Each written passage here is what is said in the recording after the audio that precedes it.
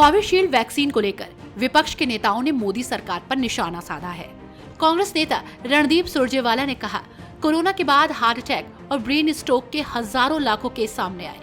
क्या मुफ्त वैक्सीन के विज्ञापन लगाकर वाहवाही लूटने वाली मोदी सरकार इस पर कोई जवाब देगी? वहीं समाजवादी पार्टी के राष्ट्रीय महासचिव रामगोपाल यादव ने कहा कि अपने चारों ओर नजर दौड़ाएं तो ऐसे तमाम केस दिखाई देते हैं जहां अच्छे भले स्वस्थ लोगों की मौत हो गई। पीड़ित परिवार ये सोचता रहा कि आखिर हुआ क्या, जबकि उसे कोई तकलीफ नहीं थी।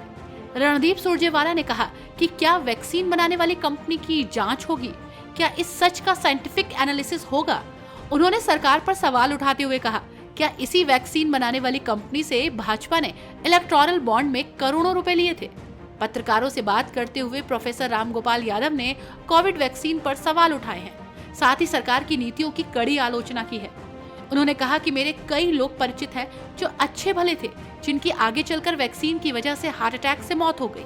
प्रोफेसर रामगोपाल यादव से जब ये पूछा गया कि यूके की कोर्ट में करीब 51 मुकदमे दर्ज हुए हैं कि कोविड वैक्सीन से ब्रेन स्ट्रोक और हार्ट अटैक जैसी बीमारियां हो रही हैं, इसके जवाब में उन्होंने कहा कि हिंदुस्तान में भी बड़े पैमाने पर वैक्सीन के आफ्टर इफेक्ट सामने आए हैं। उन्होंने कहा कि मेरे कई परिचित लोग अच्छे भले थे, उनकी हार्ट अटैक से मौत हो गई। उन्होंने ये कहकर निशाना साधा कि इस सरकार ने जल्दबाजी में सब कुछ किया, इसकी जांच होनी चाहिए।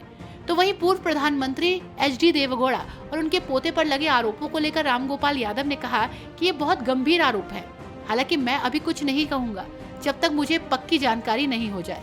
वहीं उन्होंने लोकसभा चुनाव में उत्तर प्रदेश की 80 सीटों के बारे में दावा किया है कि मैं ज्योतिष तो नहीं हूँ, लेकिन जनता का रुख बता रहा हूँ। हम 77 रिपीट कर रहे हैं।